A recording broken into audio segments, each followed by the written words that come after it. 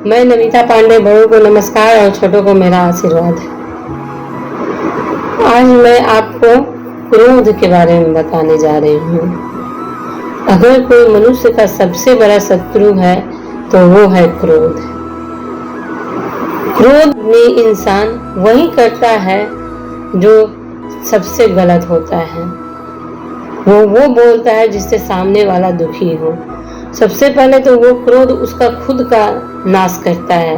सामने वाले को तो कम अहित करता है, लेकिन सबसे ज्यादा क्रोध करने वाले का अहित करता है।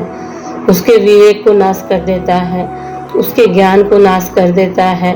अब जिस आदमी के विवेक खत्म हो गया है, उसका ज्ञान समाप्त हो गया है, और ये सब हुआ है क्रोध के वश। ये सब गुण उसमें है, लेकिन इसका नाश क्रोध कर दिया है। अब जब गुणों का उसका नाश हो गया है तो सामने वाला तो आप एक तरह से देखिए तो उसे आप मूढ़ समझ सकते हैं, विक्षिप्त समझ सकते हैं। अब विक्षिप्त आदमी क्या बोलता है, इस बात का क्या कहना। इस बात को तो ध्यान देने वाला है ही नहीं, क्योंकि वो तो कभी कभी तो आदमी इतना अधिक क्रोध में होता है कि वो क्या बोला उसे याद नहीं होती है। उसने क्या सामने वाले को दुख लग जाता है, लेकिन उस इंसान को याद नहीं रहता है। तो क्रोध में अगर कोई कुछ बोलता है तो उस बात को महत्व नहीं देना चाहिए, बल्कि उस इंसान पे दया करनी चाहिए कि ये आदमी अपने खुद को जला रहा है, खुद को नष्ट कर रहा है, खुद को तकलीफ दे रहा है। इसलिए क्रोधी आदमी के बातों का ध्यान नहीं देना चाहिए। ये तो हुआ जिस आदमी पे उस इंसान ने क्रोध किया।